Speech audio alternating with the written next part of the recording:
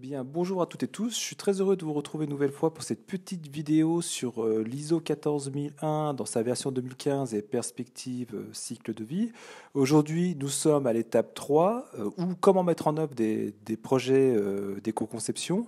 Alors, comme je le rappelle souvent, ici, tout ce qui vous est donné, c'est la vision, la perception du pôle éco-conception sur la norme, c'est-à-dire sa compréhension des changements de la nouvelle version par rapport à l'ancienne, et en particulier sur cette partie perspective cycle de vie, et que tout ce qui vous est présenté là, c'est quelque chose qui a été co-développé dans le cadre du réseau européen ENEC, European Network of Eco-Design Centre.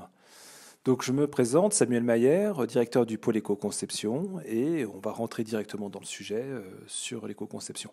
Alors je vous rappelle toujours qu'il y a une vidéo en amont qui vous parle du contexte, enfin du nouveau contexte, des nouveaux enjeux de la perspective cycle de vie dans la nouvelle norme 14001. Aujourd'hui, on va rentrer directement dans le sujet puisque on a déjà traité du champ d'application, du SME, du leadership, et aujourd'hui, on va travailler sur l'éco-conception. Alors, bien entendu, petit rappel aussi, c'est que la norme n'impose pas l'éco-conception, elle impose la prise en compte de la perspective cycle de vie, mais on fait l'hypothèse que cette prise en compte va nécessiter à terme l'intégration d'aspects ou de projets d'éco-conception.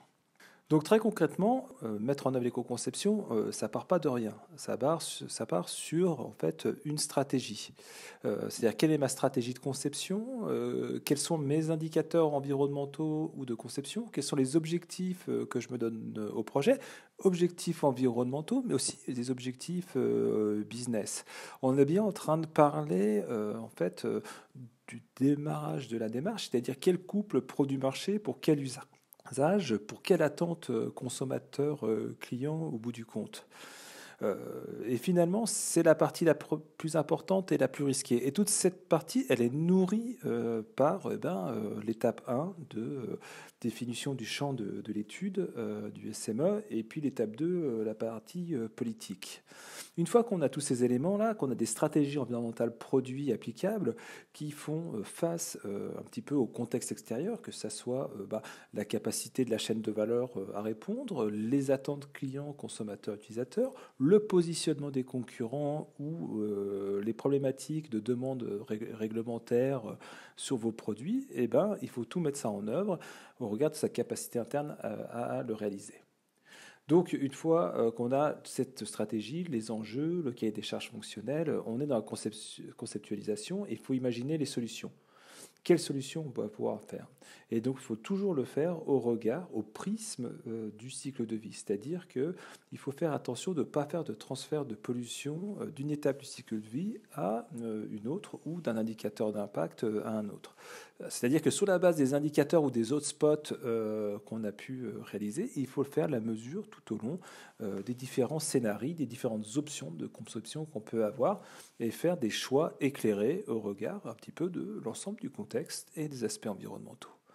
Et puis après, il y a la mise en œuvre, la production, auquel il ne faut pas oublier les problématiques, comment on adresse ce produit, comment on le vend, comment on forme aussi les commerciaux à bien préciser et informer sur le produit. Je ne vais pas rentrer plus dans le détail de la partie projet d'éco-conception. Si vous voulez approfondir, il y a des guides et des outils qui existent. Alors, ce n'est pas exhaustif, là je traite de ceux du pôle.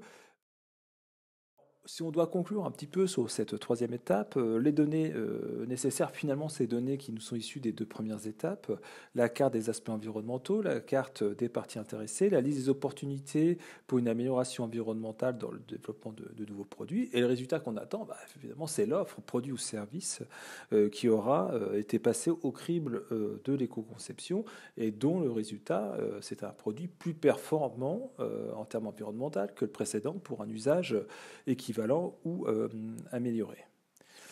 Alors, si vous voulez aussi approfondir sur la partie management, ISO 14001 et comment intégrer cette perspective cycle de vie ou l'éco-conception, je vous invite à télécharger depuis notre site internet le guide Adopting a Life Cycle Perspective sur ISO 41. This is a game changer, comme on a pu le décrire. N'hésitez pas en tout cas à retourner sur notre site internet où il y a beaucoup d'informations, à nous contacter directement pour de plus amples informations.